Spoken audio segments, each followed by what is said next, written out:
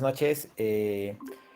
Para los que no me conocen, yo soy el doctor John Turpo Prieto, soy médico ginecólogo y en estos tiempos encargado de la jefatura del servicio de obstetricia del Hospital Honorio Delgado.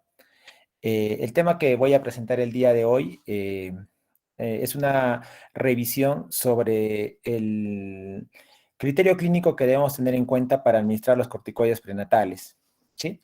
El tema de nuestra presentación es corticoides prenatales, ¿cuándo administrarlos? Y aquí en primera imagen tenemos al médico que descubrió la enorme utilidad clínica que tienen los corticoides en el tratamiento de los recién nacidos pretérmino que están en riesgo, sobre todo de complicaciones respiratorias, y su investigación pionera desde 1972 sentó las bases para un tratamiento que es muy habitual en nuestra práctica diaria. Creo que cada vez que estamos frente a un recién nacido prematuro es automático la indicación de corticoides.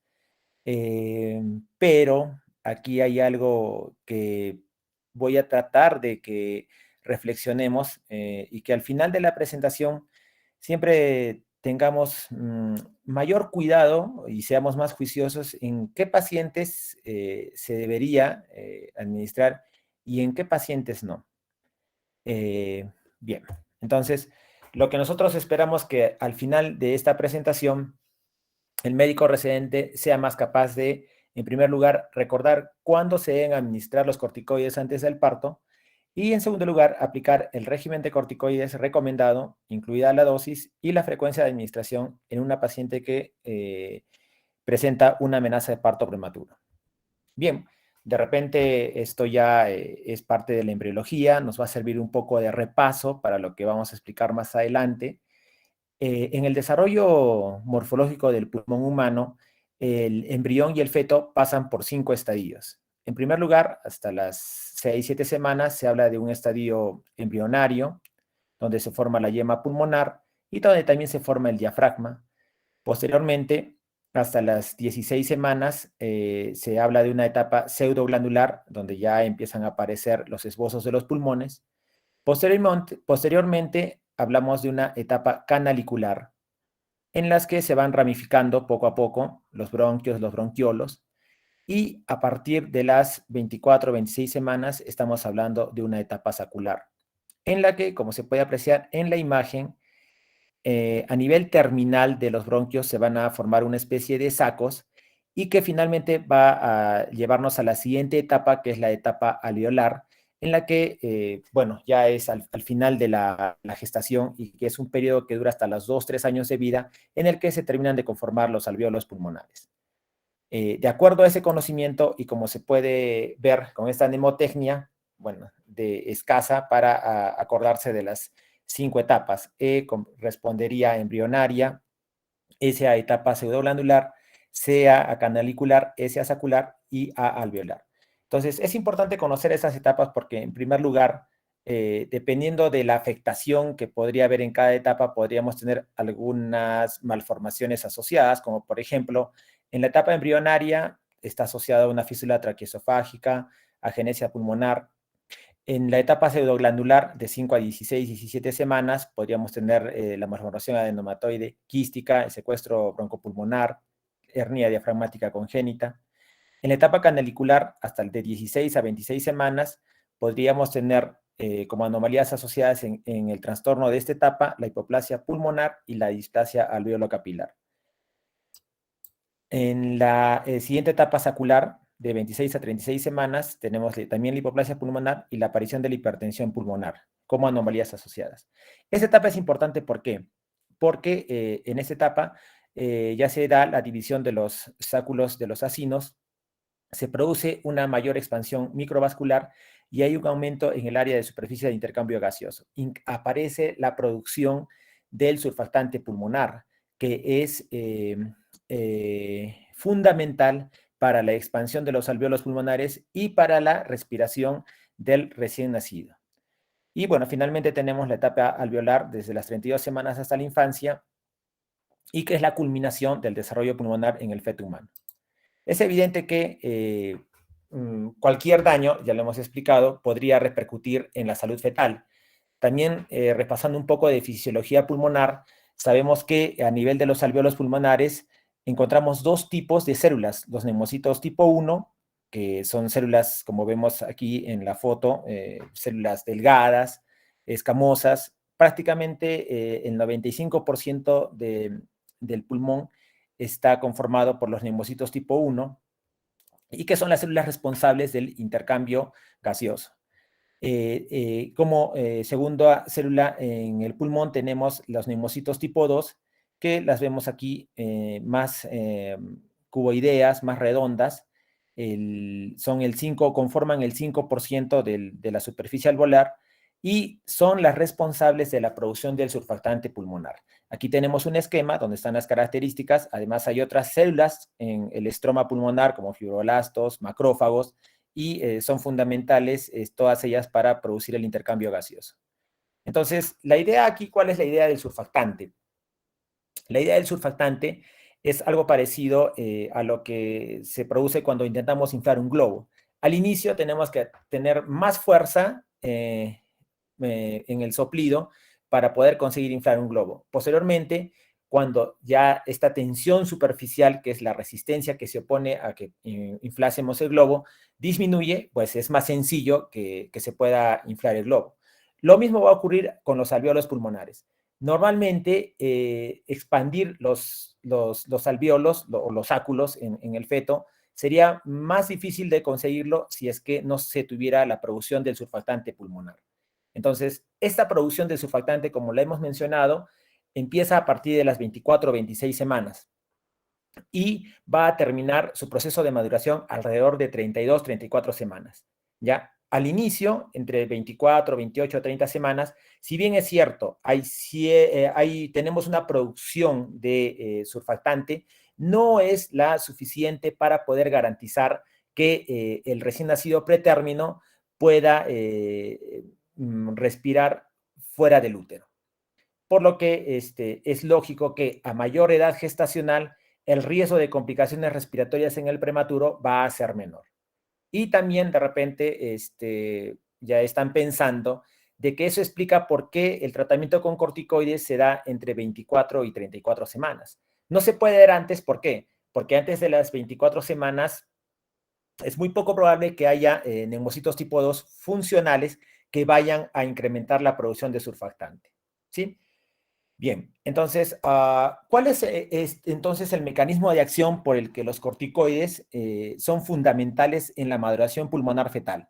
En primer lugar, aceleran el desarrollo tanto de neumocitos tipo 1 y tipo 2, lo que nos va a llevar a cambios estructurales y bioquímicos que mejoran tanto la mecánica pulmonar como el intercambio de gases. Y esto básicamente se debe a la producción del surfactante. En el surfactante tenemos básicamente esfingolípidos, como esfingomielina, fosfatidilglicerol, pero también hay otras proteínas, las proteínas del surfactante pulmonar, que son 4, A, B, C, y D, que juntas son responsables de disminuir la tensión superficial a nivel de los alvéolos.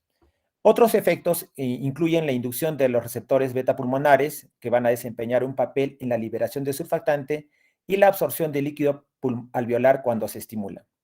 También inducen enzimas antioxidantes a nivel del pulmón fetal y tienen un papel en la regulación de los genes, que son mediadores de unos canales de sodio a nivel epitelial pulmonar y que son responsables de la absorción de líquido. En resumen, ¿cuál es el mensaje? Que en la vida fetal los pulmones del bebé están llenos de líquido y este líquido se produce por un transporte activo a través de canales de cloro a nivel del pulmón fetal. Y hasta 20% de líquido amniótico está metido en esos pulmones fetales. Cuando el bebé va a nacer, ¿qué es lo que nosotros necesitamos? Que este líquido rápidamente sea reabsorbido y eso se consigue por esta activación de estos canales, de sodio que se encuentran a nivel del epitelio pulmonar y que son activados por los corticoides. ¿Ya? Ojo.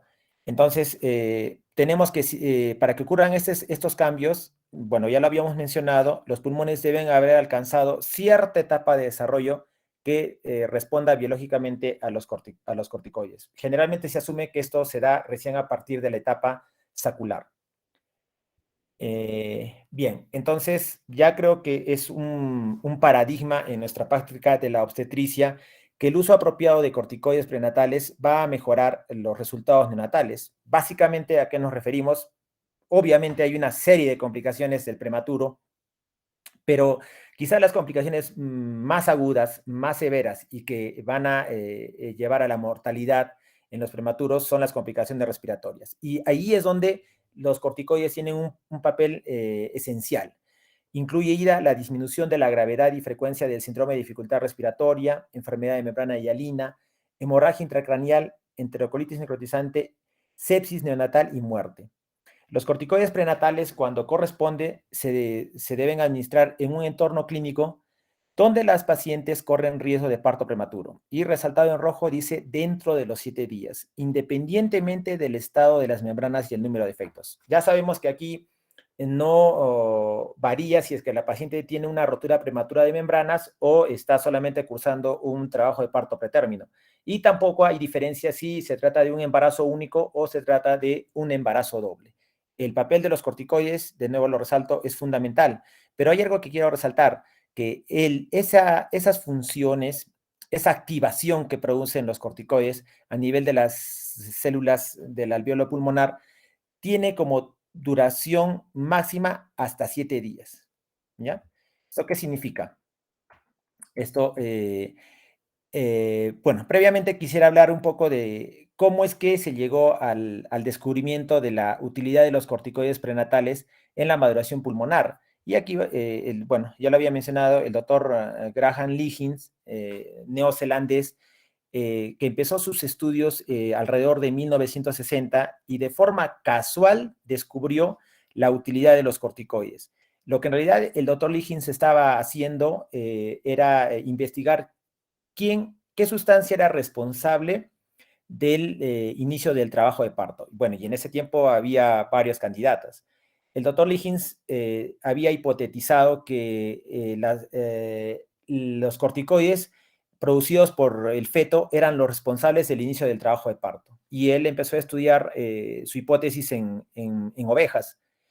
Y en las autopsias de las ovejas empezó a ver de que ovejas prematuras, ovejas que habían nacido prematuramente, al estudiar sus pulmones, se encontraba que estos pulmones tenían ciertas características de pulmón maduro.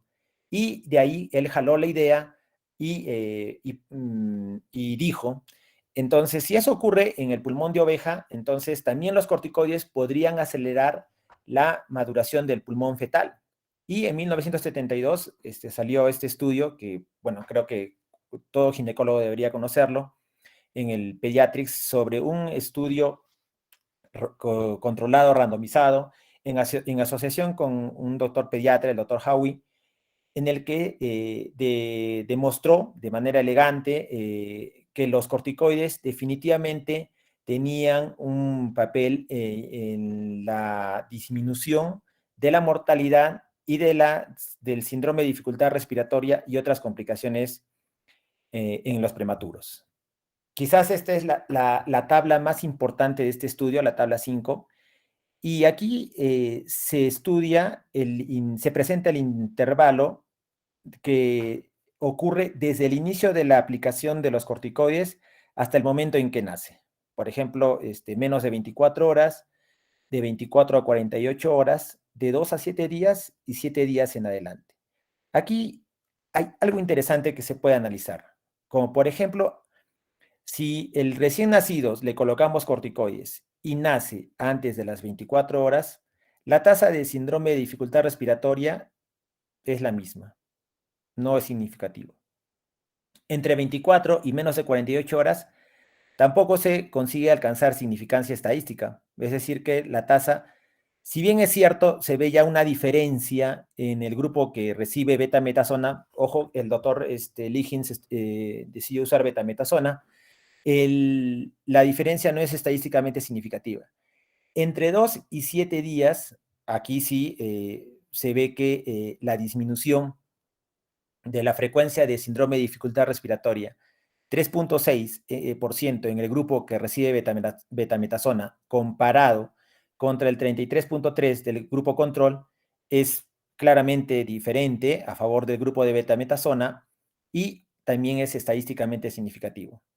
Y sobre esto quisiera llamar la atención que a partir de los 7 días en adelante, la tasa de síndrome de dificultad respiratoria es la misma. Y la diferencia es no significativa. ¿Eso qué significaría? Que más allá de los 7 días, si se produce el nacimiento del recién nacido prematuro, que al que le hemos colocado los corticoides, no va a mostrar ninguna diferencia, si es que le hemos colocado o si no le hemos colocado. Entonces, esto también ya ha sido posteriormente estudiado. Y, por ejemplo, vemos en este cuadro que definitivamente se comprueba que los corticoides son sobre todo benéficos entre 1 y 7 días después de su administración, ¿no? Incluso hay aquí, por ejemplo, para muerte neonatal, estudios posteriores han demostrado que sí tiene cierta utilidad, ¿ya? Y eso también creo que nosotros deberíamos empezar a aplicarlo en el sentido de que si tenemos pacientes que ya están con 3, 4 centímetros, igual se debería colocar el corticoide, pero creo que eso sí es algo que hacemos. En cuanto a síndrome respiratorio, también aquí se comprueba, sobre todo acá, la utilidad de los corticoides entre 48 horas y 7 días, de la misma manera para hemorragia intraventricular. Pero de nuevo resaltando que más allá de los 7 días, ya no hay beneficio. Más allá de los 7 días no hay beneficio, ¿no? Aquí se supera el valor de 1 y en vez de ser factor protector, al contrario, es un factor perjudicial, ¿sí? Esto es lo que se entiende con el análisis de las tablas. Si yo estoy si el punto de corte de la variable está ubicada a nivel de 1, significa que ni es un factor protector ni es un factor adverso. Pero si el factor es menos de 1, definitivamente es un factor protector. Y esto es, por ejemplo, lo que se mira básicamente en todos los resultados. Pero vemos que cuando el corticoide ha pasado más de 7 días de su administración, al contrario, no solamente no hay beneficio, sino que todo lo contrario, hay un mayor riesgo de presentar la complicación, sea muerte neonatal, sobre todo hemorragia intraventricular. O sea, ¿qué es lo que ocurre en la guardia? De repente podríamos pensar, ya, este recién nacido pretérmino, bueno, pongámoslas por si las dudas, ¿no? Creo que no, si es que el recién nacido, si es que el feto no nace en 7 días, sino mucho más adelante, va a ser al contrario la administración de corticoides perjudicial, ¿ya? Así que el hecho de que, digamos, demos los corticoides por si acasito, en realidad ese por si acasito estaría siendo más perjudicial que benéfico para los fetos. Entonces, así como vemos aquí a Harry Potter, nosotros debemos pensar que el corticoide, con la varita mágica, podemos convertir a la Cenicienta en una princesa, pero ese efecto igual va a pasar. Recordemos que la Cenicienta a las 12 de la noche tenía que regresar a su casa porque el hechizo desaparecía. Entonces, igual, de la misma manera, los corticoides no van a producir un cambio deleterio permanente en el prematuro, sino que van a producir un cambio que va a durar hasta 7 días. Solamente eso. Por lo que yo debo establecer a qué paciente debería administrarle y a qué paciente no.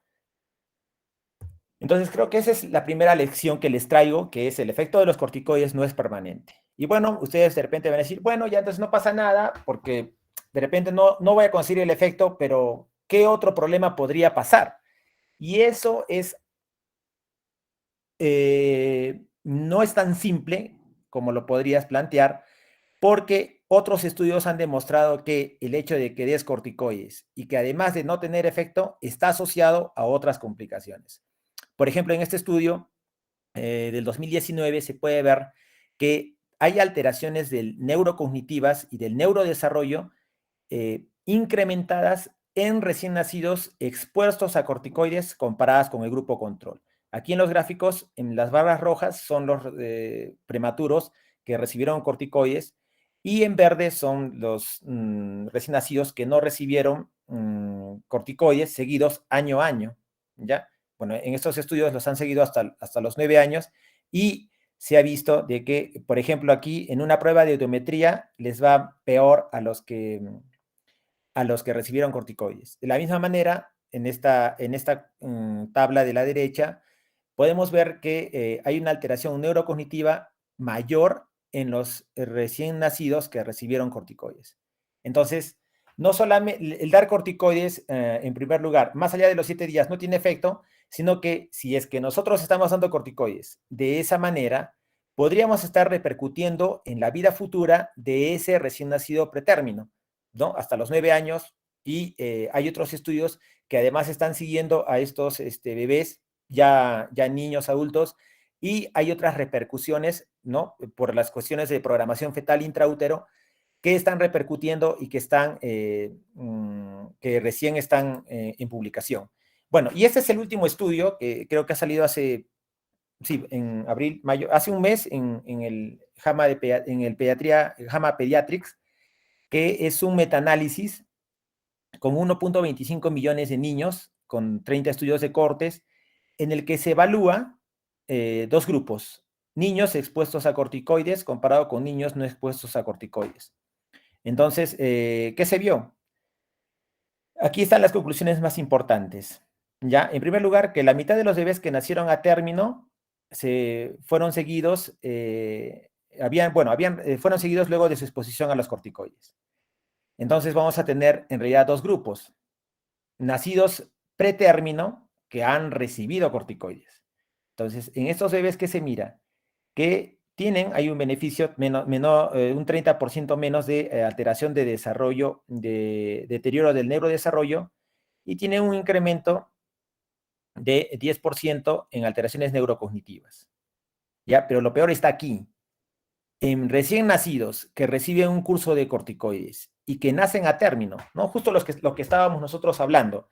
Recién nacidos prematuros que les hemos colocado corticoides por si acasito, y que luego cede el parto pretérmino, cede el trabajo de parto pretérmino, la paciente se va de alta y luego regresa y tiene su parto a término. En esa paciente vamos a tener un incremento de hasta el 50% en alteraciones mentales y del comportamiento y un 15% en alteraciones neurocognitivas.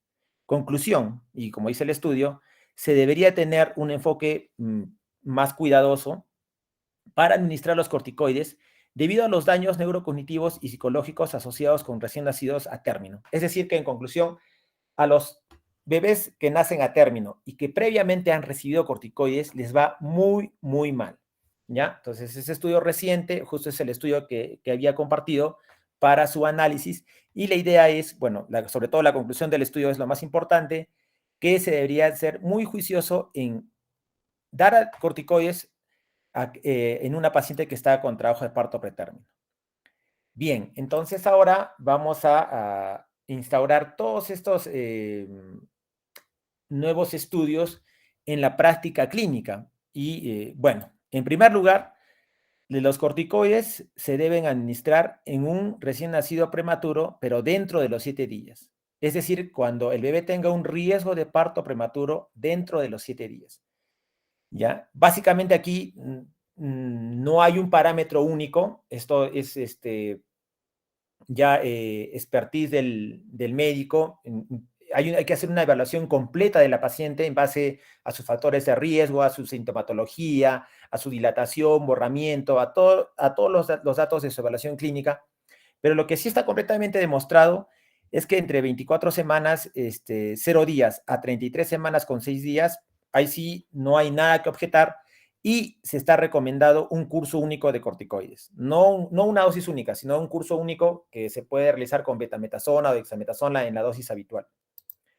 Entre 22 semanas, 0 días, y 23 semanas, 6 días, podría ser considerado un curso único de corticoides, de 22 semanas, 0 días, a 23 semanas con 6. Esto todavía está en discusión.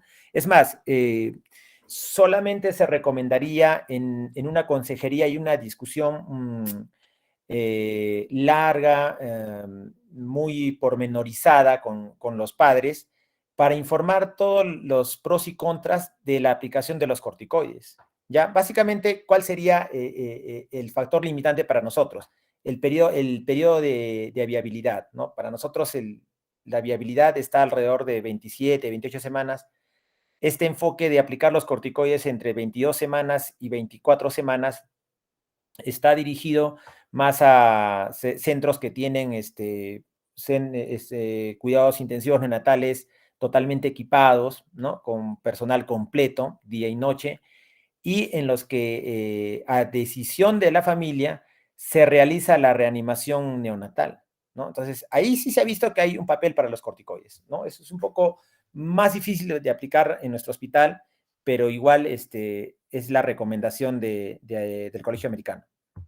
En el caso de prematuros tardíos, aquí tenemos también algo interesante porque el 2016 salió un estudio en New England explorando la utilidad de corticoides en recién nacidos pretérminos tardíos, que son aquellos que nacen entre 34 semanas 0 días a 36 semanas con 6.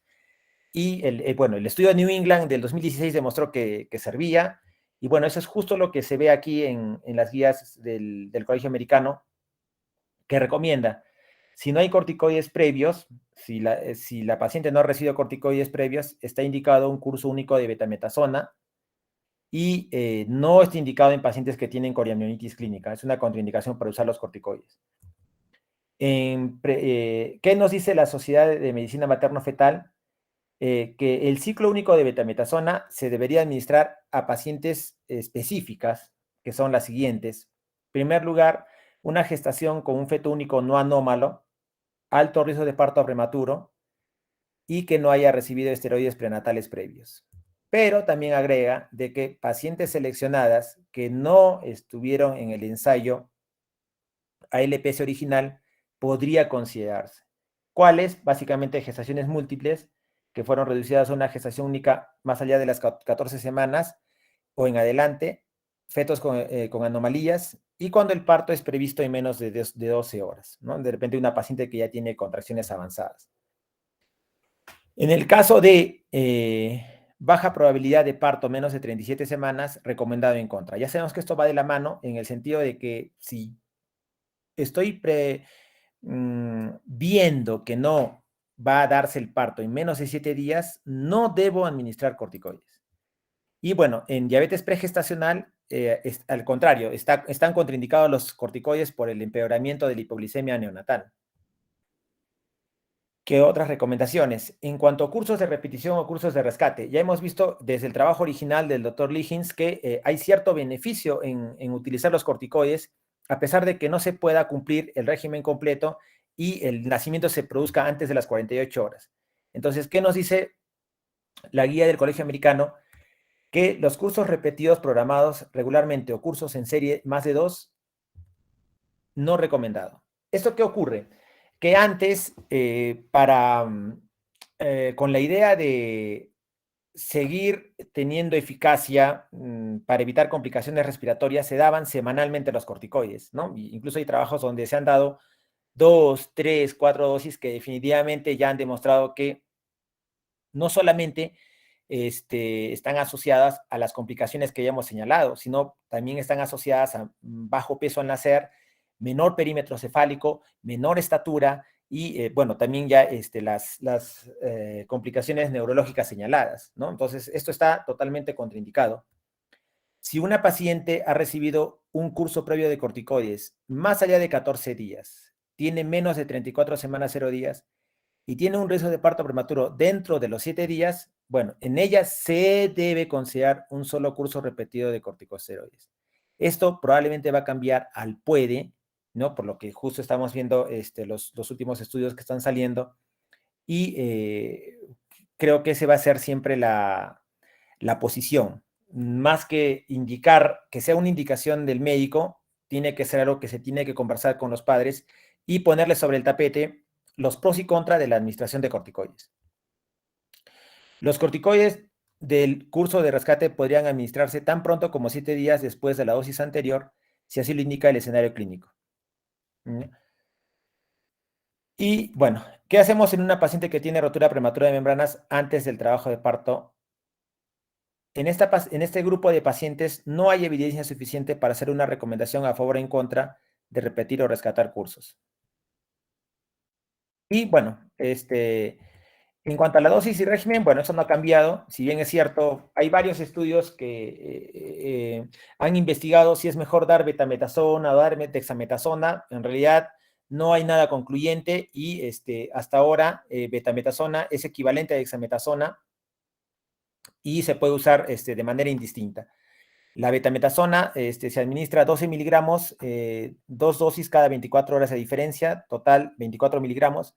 De la misma manera, dexametasona, 6 miligramos intramuscular, 4 dosis con 12 horas de diferencia, dosis total 24 miligramos.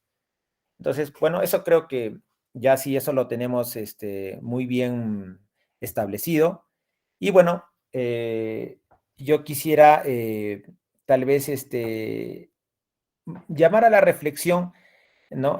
A que no seamos, ¿cómo podría decirlo?, tan manos sueltas a veces en indicar los corticoides, sobre todo en pacientes que tienen contracciones que no son tan intensas, que no están aumentando en frecuencia, duración, y que no tienen modificaciones cervicales, ¿no? No tienen antecedentes de parto pretérmino, tal vez de repente en ellas no ser tan manos sueltas de indicar los corticoides, sino esperar a su evolución, ¿no? Así como este gatito, mantenerse en equilibrio de solamente indicarlo en las pacientes que están con un parto pretérmino, con un trabajo de parto pretérmino, y que estamos sospechando que va a tener su parto en menos de 7 días. Porque si la paciente ha pasado 7 días y no se ha dado el nacimiento, es como si no hubiéramos colocado nada. Y como ya lo he presentado, no solamente eso, sino que estamos poniendo al recién nacido en futuro en graves complicaciones en su vida de adulto. Bien, entonces no olvidemos los 5 correctos de la administración de medicamentos.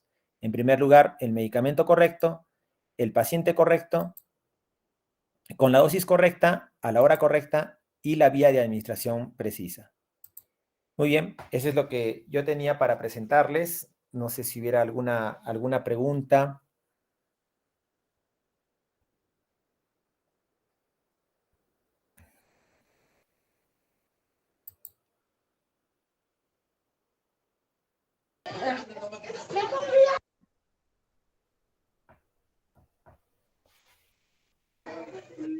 Doctor, una pregunta. ¿Y en los pacientes que son alérgicos a los corticoides, qué opción se usa?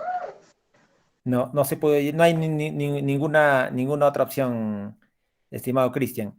Se han estudiado, por ejemplo, Ambroxol, se ha tratado de estudiar algunos otros medicamentos, pero ninguno ha demostrado la eficacia que tienen los corticoides.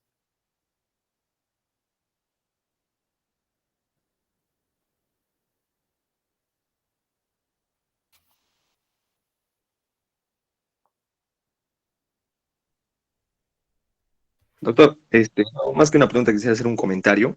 Ujú, ujú. Doc, el mes que estuve rotando en la maternidad de Lima, justamente ya ellos ya utilizan esto, lo que usted nos ha mencionado, ¿no? De utilizar los corticoides estrictamente, solamente cuando estemos seguros de que los recién nacidos o sea, ya va a ser un parto, ¿no? Fijo. Incluso pacientes que venían de hospitalización a hacerse ecografías, Doppler, para su seguimiento, ya el mismo médico, revisando la historia, todo, miramos que nadie indicaba todavía corticoides, ¿no? Y la única persona en ese caso que indicaba al ver que, digamos, estaba el ductus venoso ya un poco alterado, ¿no? Ya la Ujú. medicina, yo el mismo médico materno fetal le agarraba y sugería, ¿no? Que le colocan la betametasona y sugería ya la terminación del embarazo, justamente para evitar esto de estar colocando de repente cuando no debería colocarse, ¿no? Y bueno, sería buena la idea de que nosotros lo utilicemos en el servicio, ¿no? Porque ahora he visto que sí se está haciendo, se está tratando de modificar, ya no están colocando a todos, la maduración como de repente cuando yo estaba en primer año, no sé si bien recordado, doctor, que colocábamos a todas, ¿no? Justamente. Pero ahora sí estoy viendo ese cambio, ¿no? En parte en el manejo de las historias que estoy pudiendo observar, pero siempre todavía va a costar de repente cambiar esas conductas, justamente porque no todos tienen esta información al alcance, ¿no? Sería bueno que todos los residentes compartamos cada vez que pasemos visita, algo, ¿no? Los chicos de primer año, segundo año, para que esto se pueda modificar, doctor. Doctor, gracias, muchas gracias por su ponencia, ha estado muy, muy interesante, doctor. También yo quería agregar respecto a lo que mencionó de los recién nacidos, también mencionaba en la maternidad que aparte de problemas neuroconectivos que podía traer el uso inadecuado de los corticoides, también había problemas en niños ya de 3 a 5 años en un futuro que podían tener alteraciones del desarrollo del lenguaje, no solamente problemas neurocognitivos, ¿no? Sino eso también, doctor. Nada más, doctor. Gracias, doctor, nuevamente. Gracias, Cristian. Y sí, por ejemplo, qué sé yo, se me ocurre, viene una paciente, 30 semanas para probable preeclampsia, y ya, le ponemos los corticoides. Luego resulta que no era preeclampsia y la paciente ya se fue de alta. Tenemos, por ejemplo, una paciente de 28 semanas que viene con alguna patología, qué sé yo, tipo placenta previa, y ya, boom, le ponemos los corticoides. Cuando el sangrado es escaso, no tiene, lo más probable es de que no vaya a producirse el nacimiento menos de 7 días. Entonces, como lo dice el doctor Álvarez, antes, por ejemplo, bueno, sobre todo creo los médicos asistentes mayores tenemos el chip de que ni bien ingresa la paciente con parto pretérmino, corticoide. No, pero por eso el mensaje es que la próxima vez seamos siempre más juiciosos, nos detenemos un tantito y pensamos, esta paciente se va a producir el parto ya en menos de 7 días. Y bueno, si la respuesta es no, pues no le indica los corticoides. ¿Ok? Y por ejemplo, esto no lo señalé, pero el momento más eficaz es 24 a 48 horas después de haber concluido el esquema. Ya, por ejemplo, qué sé yo, se me ocurre, tengo una paciente con una preeclampsia de 28 semanas y la veo bastante desmejorada, de repente transaminasas altas, presión alta, y ya estoy intuyendo que esta paciente no va a llegar, no va a llegar a mucho. Entonces, puedo colocar los corticoides y quizás el mejor momento para terminar el embarazo sea 2 días después de completar el esquema de maduración pulmonar. Obviamente es muy, muy difícil a veces establecer el momento exacto y bueno, creo que ese es el talento del médico, ¿no? Porque medicina no solamente es ciencia, sino también es arte, en establecer cuál es el momento en que se va a producir el nacimiento, ¿no? Por ejemplo, si yo estaba pensando, la longitud cervical podría ayudar y creo que eso es algo que debemos también empezar a hacer en las guardias, en la evaluación de una paciente con amenaza de parto pretérmino o trabajo de parto pretérmino, evaluar la longitud cervical. Pero la longitud cervical nos evalúa el riesgo, no me dice cuándo se va a producir el parto pretérmino, ¿no? Entonces, creo que la respuesta por ahora que tenemos es hacer una evaluación completa, tomando en cuenta factores de riesgo, la dilatación, el grado de dilatación, borramiento, cómo están las contracciones uterinas en el monitoreo fetal, ¿sí? Ver si la paciente tiene algún otro factor de riesgo asociado, de repente es un embarazo doble, una rotura prematura de membranas, una infección transurinaria, etc. Y de acuerdo a eso establecer, mi paciente necesita o no necesita corticoides. Y bueno, si no necesita, pues no le pongas el por si acasito, porque si el por si acasito ya hemos visto que puede ser muy perjudicial para los futuros niños y adultos. ¿Alguna otra pregunta?